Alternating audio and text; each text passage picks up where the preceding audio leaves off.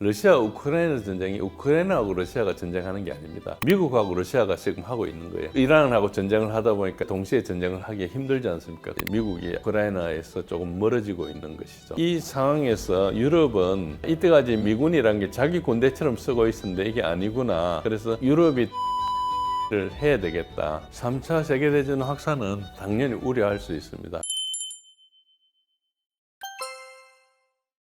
특히 이제 전략적으로 얻은 게 많죠. 이때까지 러시아는 우크라이나 전쟁하면서 지금 두 가지 측면에서 이제 미국의 역량이 분산되어 있습니다. 여러분도 아시겠지만 러시아 우크라이나 전쟁이 우크라이나하고 러시아가 전쟁하는 게 아닙니다. 미국하고 러시아가 지금 하고 있는 거예요. 거기에 우크라이나는 용병으로 몸만 떼어주고 있다 이렇게 보시면 됩니다. 전쟁의 기획부터 모든 외교적인 거, 특히 정보 다 제공하고 있고, 여러분 아시겠지만 우크라이나 군의 백본 통신망이 스타링크예요. 스타링크가 없으면 우크라이나 단 하루도 전쟁을 할 수 없습니다. 트럼프가 등장하고 나서부터 이제 무기를 안 대주겠다, 그 돈을 뭐 유럽한테 주겠다 이렇게 하고 있지만 실제로 무기는 계속 가고 있었거든요. 이란하고 전쟁을 하다 보니까 동시에 전쟁을 하기 힘들지 않습니까? 미국이 우크라이나에서 조금 멀어지고 있는 것이죠. 패트리어트 탄약 같은 게 우크라이나 빼가지고 이제 중동으로 가는 정도로 있으니까 우크라이나는 방공 공백에 직격을 맞고 있고요. 돈을 대줘야 되는데 미 의회의 관심이 이란전 예산으로 주로 가고 있죠. 그리고 전쟁을 하는 작전이 보시면은 미국의 전투사령부가 6개가 있습니다. 전투사령부 6개, 기능사령부 5개, 11개 사령부가 있는데 중부사령부가 중동을 담당하는 경우에요. 인도태평양 사령부가 제일 크고 유럽 사령부가 두 번째고 세 번째가 중부사령부예요. 지금 두 번째, 세 번째가 동시에 전쟁을 하고 있지 않습니까? 언뜻 보면은 별거 아닌 것 같지만 미국이 거의 전력으로 전쟁을 하고 있는 그런 상황입니다. 러시아는 전쟁을 하면서 그전보다 수월해진 상황이 있죠. 지속 가능성 면에서 이제 우크라이나가 계속 줄어들기 때문에 시간이 지나면 굉장히 유리하다 이렇게 이제 볼 수 있는 거고, 두 번째는 유가 상승을 했죠. 그 다음에 또 제재를 해제했지 않습니까? 그래서 러시아 석유를 이제 팔 수가 있어요. 러시아는 지금 그래서 호르무즈가 계속 봉쇄되고 있고 유가가 지금 배럴당 30불에서 50불 이상 올랐잖아요. 하루에 추가적으로 수억 달러씩 이렇게 들어와요. 지금 한 달여 동안에 굉장히 많이 돈을 버는 거죠. 러시아 재정 방정식이라 해가지고 유가가 10달러 상승하면 연간 러시아 재정 수입이 약 200억 불 증가한다 이런 게 있는데, 중동 위기가 일어나니까 러시아 전쟁의 지속력이 자동으로 연장되죠. 계속 이때까지는 유럽에서 러시아하고 거래를 끊고 이랬는데 문제는 중동이 저렇게 되니까 에너지가 생길 데가 없잖아요. 그러니까 러시아 석유를 다시 받아야 되는 거죠. 가스나 이런 걸 해야 되는데 당연히 이것 때문에 나토 결속력이 약화됐죠. 이 상황에서 유럽은 이때까지 미군이란 게 자기 군대처럼 쓰고 있었는데 이게 아니구나. 그래서 유럽이 독자 방위를 해야 되겠다. 이제 이렇게 되다 보니까 나토 균열이 가속화되고 있어요. 지금 독일에는 독일 대한당 AfD가 미군 철수를 주장하고 있거든요. 유럽 외교 지형이 굉장히 앞으로 폭발적일 가능성이 있습니다. 그리고 글로벌 사우스가 있는데 미국이 이란을 계속 공격하니까 글로벌 사우스가 계속 미국에 대해 비판하지 않겠습니까?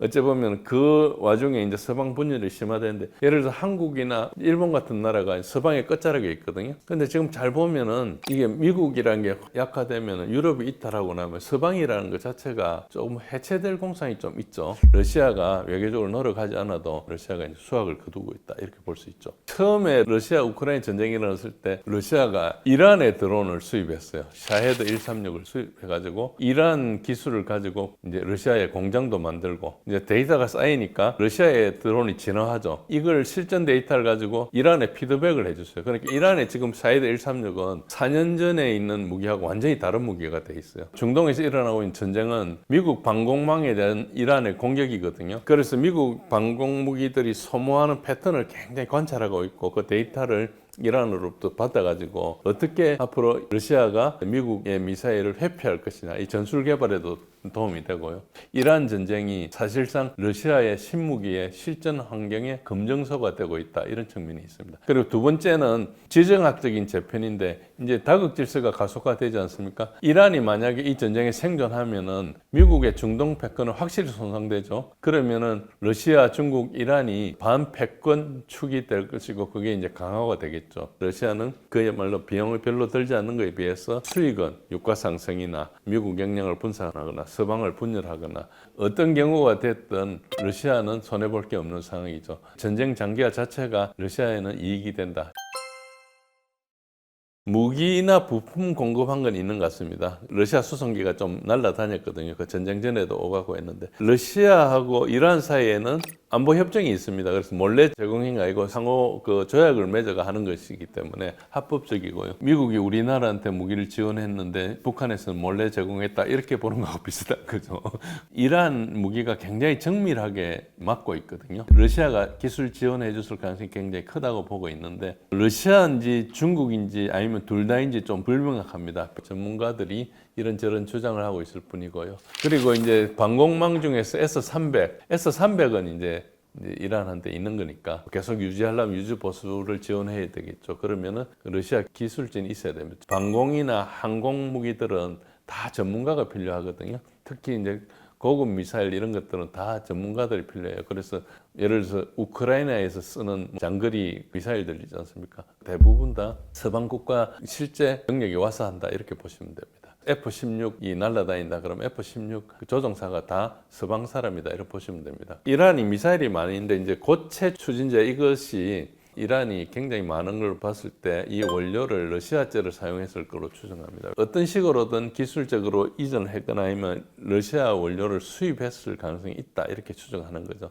그다음에 기술 협력은 이제 보이지 않는 지원이죠. 이것은 이제 극초음속 미사일 기술 개발할 때부터 러시아가 좀 협력했을 것이다.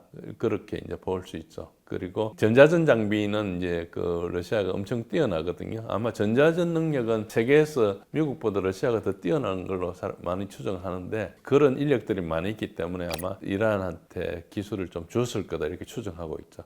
그리고 이제 위성 정보가 되게 중요한데 러시아 군사 위성이 있고 지금 현재 어떻게 하는 거니까 미국의 항공모함에 대해서 때리거든요. 항공모함의 실시간 위치를 아는 것은 뭐 그렇게 쉽지가 않거든요. 에이브람 링컨 항공모함에 대해서는 이란에서 17차례를 공격했다 그랬거든요.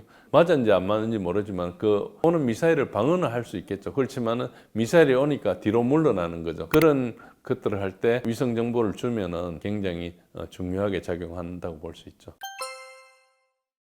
3차 세계대전 확산은 당연히 우려할 수 있습니다. 그런데 이제 크게 보면 아직까지 중국과 러시아는 전쟁을 확대를 원하는 것은 아닙니다. 일단 걸프 국가를 우선 보면은 사우디는 이제 공역을 개방했고 정보를 공유하고 연료를 보고하고 하니까 직접 사우디에 군사력이 와서 때리는 건 아니지만 미군이 때릴 수 있게 간접 지원을 해주고 있죠. 그러니까 이제 사우디는 어쨌든 참전을 하고 있다고 볼 수 있는 거죠. 두 번째, UAE하고 바레인은 패트리어트 포대를 미국과 공동 운영하고 있기 때문에 사실상 전쟁에 참여하고 있다고 볼 수 있습니다. 이스라엘은 공습을 주도하고 있고 정보를 제공하고 있거든요. 미국과 사실상 공동 작전을 하고 있으니까 전쟁에 참전하는 국가들 알 수 있죠. 여기에서 러시아와 중국은 어떤 개입을 하고 있느냐? 그 개입의 선을 보면은 러시아는 기술 정보 지원을 확실히 하고 있고요. 병력이나 미사일을 직접 제공하지는 않고 있는 거죠. 어쨌든 이걸 보면은 1차 세계대전 시기에 동맹이 자동으로 모여 같이 싸우는 그런 발동하는 구조는 아니죠. 중국도 외교하고 경제는 지원하고 있는데 군사 개입은 안 하고 있습니다. 어쨌든 중국 입장에서는 나중에 대만 문제 연계가 되기 때문에 항상 자제를 해요. 중국은 전쟁이 일어나면은 러시아 우크라이나 전쟁도 있지만 서로 전쟁하지 마라 이야기하고 개입을 자제하고 있죠. 미국, 러시아가 모두 핵 보유국이니까 직접 충돌하면은 핵 전쟁의 가능성이 좀 있죠. 그래서 상호 확정 파괴라 그럽니다. Mutually Assured Destruction이라 해서 이게 60년대부터 얘기 나온 건데 일단 이런 상황까지 갈 수 있기 때문에 미국이나 러시아는 직접 충돌하지 않으려고 하고 있죠. 그런 측면에서 직접 개입하지 않을 거다. 그래서 3차 대전으로 가기는 힘들다 이렇게 보는데 어떤 경우에 생기겠느냐 시나리오를 생각해 보면은 이스라엘, 이란의 핵시설이 이제를 타격하는 경우에 이란이 만약에 러시아산 S-400으로 그걸 이스라엘 비행기를 격추한다 그러면 이제 어째 보면은 나토도 연루될 수 있는 공산이 있죠. 호르무즈 해협이 봉쇄가 돼가지고 중국 유조선이 피격을 당한다. 미군이나 누군가 다른 데서 때렸다. 중국이 이제 호위하려고 해군배를 보내지 않겠습니까? 그러면은 그 과정에서 미국과 중국이 직접 충돌하는 그런 케이스가 있겠죠. 저 상황이 지금 보면 별로 개연성이 없습니다. 그런데 전쟁의 안개라 그럽니다. 전쟁의 안개 속에서 저런 일이 발생할 수 있기 때문에 각국은 저 경우에 대해서 시나리오를 짜놨을 겁니다. 저 경우에 우리가 인발부 되지 않게 해서 어떤 절차를 할 것이냐 해놨을 거예요. 그런데 우리가 이제 그런 건 잘 모르니까 일단 저 정도로 봐야 되고 이해관계가 좀 불일치하는 경우거든요. 러시아는 이러한 승리가 아니고 미국 소진이 목적이에요. 그러니까 확전 동기가 없는 거고 중국은 호르무즈 해협 봉쇄가 되면은 자국 에너지가 공급에 차질을 빚거든요. 그러니까 확전을 반대하는 거예요. 그래서 전체적으로 보면 62년도에 있었던 쿠바 미사일 위기보다는 조금 낮은 긴장 상황이다. 양측 모두 러시아나 미국이든 모두 관리된 충돌을 선호하고 있고 전쟁을 굉장히 오래 하겠다 이런 생각이 없고 빨리 끝나는 게 좋다는 것은 러시아나 중국이나 똑같습니다. 미국도 마찬가지고. 그런데 과소평가하지 말아야 될 위험 요인이 있는데 일단 우발적 확전이라는 게 있거든요. 전쟁이라는 것이 항상 모르는 상황이에요. 드론 격추를 하거나 함선 충돌을 하거나 오인 사격을 하거나 이런 게 발생했을 때 상대방 의도에 대해서 오해를 할 수가 있거든요. 저런 게 지금도 누가 발사하고 나면 내가 했다, 내가 하지 않았다 이런 거 분명히 하고 있죠. 특히 이스라엘이 전쟁을 하면 지난 40일 동안에 걸프국에 있는 나라를 전쟁에 끌어들이기 위해서 사우디 같은 데 유전을 때린다든지 아니면 모사드 요원들이 와가지고 그 사보타지를 한다 이런 걸 좀 했죠. 근데 그거 할 때마다 이란에서 우리가 한 거 아니다 이야기를 쭉 했고 그런 것들이 각국이 확전되지 않기 위해서 관리를 하고 있다는 이야기이기 때문에 두 번째는 이건 거의 명백한 건데 이스라엘의 독자 행동입니다.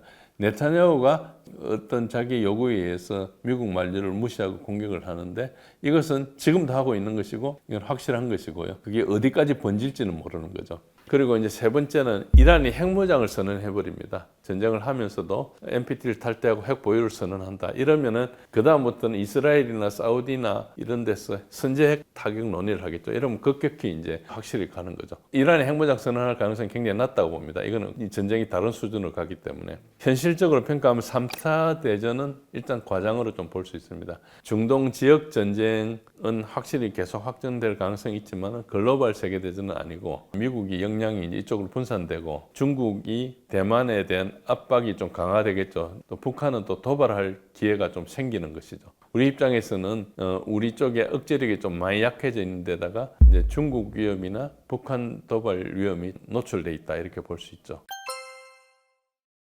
서방 지원이 확실히 감소하고 있고요. 우선 실태를 보면은 패트리어트나 뭐 ATACMS나 이런 것들 대부분 중동으로 가고 있거든요. 그러니까 이제 우크라이나가 방공 밀도가 한 3분의 1 이상 줄어들었을 거다. 우크라이나 가지고는 자체 방공 무기로 해야 되는 것이고 EU 탄약도 뭐 본래는 100만 발 주겠다고 했잖아요. 155mm를. 근데 지금 실제는 30만 발밖에 못 주고 있고 이거는 러시아 생산량의 한 뭐 20분의 1 정도밖에 안 된다고 보거든요. 우크라이나 전선에서는 좀 버티고 있지만은 드론으로 후방에는 많이 허약한 상태다 그렇게 볼 수 있고요. 오랫동안 우크라이나 지원해주는 세력들이 지금 엄청나게 힘들어가지고 거구가 부상하고 있거든요. 그래서 아마 저 선거 주기가 되면은 정권 다 바뀔 거라 봐야 됩니다.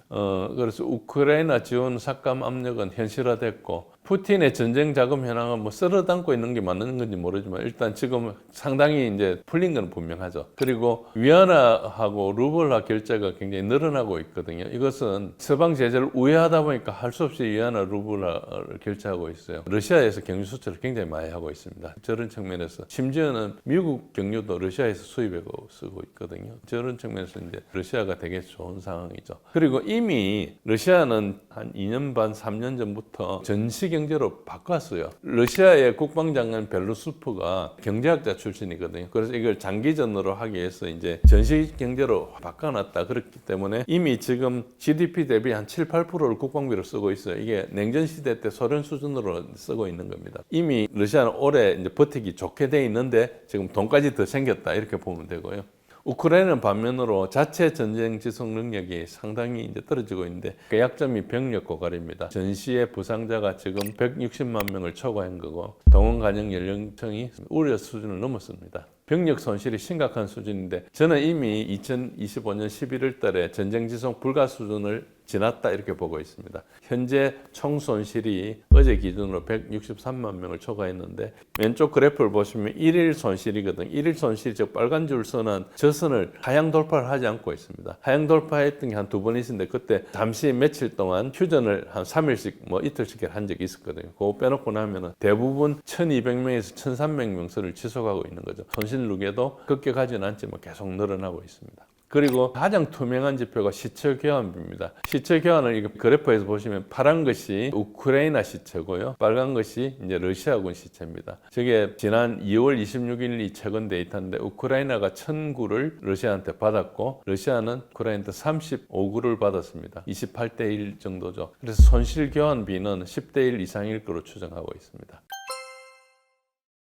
강제징집 반발이 확대되고 있습니다. 강제징집하는 요원을 TCC 요원이라 그래요. 이 요원들이 이제는 벌써 600회 이상 저항을 받았어요. 징집할 때 그냥 단순히 저항하는 게 아니고 공격을 하는 거죠. 그래서 그게 공격했던 게 그 2025년도는 341건인데 지금 이제 2026년도에는 석 달 동안 100건을 초과했고 이게 주로 전선에 있는 하르코프나 키예프나 드네프로페트롭스크 이런 데서 이제 TCC 경찰관이 뭐 피격을 받고 사망을 하고 이런 건수가 있습니다. 이것 때문에 정치권에서도 의견이 갈리고 있는데 우크라이나 국민들이 TCC에 대해서 이제 지금 공격하고 있거든요. 공격하면은 TCC 직원들은 자기 자식 무기를 사용해야 된다 이런 주장이 있고 위험하니까 임무를 거부해야 된다 이런 두 주장이 정치권에서 논의되고 있습니다. 그래서 지금 반발이 굉장히 큽니다. 전체적으로 보면은 병력이 가장 모자라고 돈도 모자라고 무기도 모자랐는데 지금 드론만 살아있다 이렇게 보시면 되고 우크라이나가 독자 생존에 한계가 있습니다. 현실적으로 보면은 서방 지원이 거의 제로가 될 가능성이 있는데 아직까지는 돈이 좀 있어요. 탄약 기준으로 지금 보유 재고가 한 3 내지 6개월 정도밖에 안 된다. 그래서 포병 화력이 급감하기 때문에 전선이 붕괴가 된다. 그렇게 볼 수 있고 방공은 이미 동나 있습니다. 그래서 요격 미사일이 재고가 고갈되면은 주요 도시의 방공이 불가하고 지금 그런 상태에 있어요. 지금 사실상. 계속 젤렌스키가 뭘 요구하는 거니까 패트리어트 미사일을 국내에서 생산할 수 있게 면허를 달라 이런 이야기를 하고 있죠. 그런데 미국에 있는 방위산업체에서 그걸 줄 리가 만무하죠.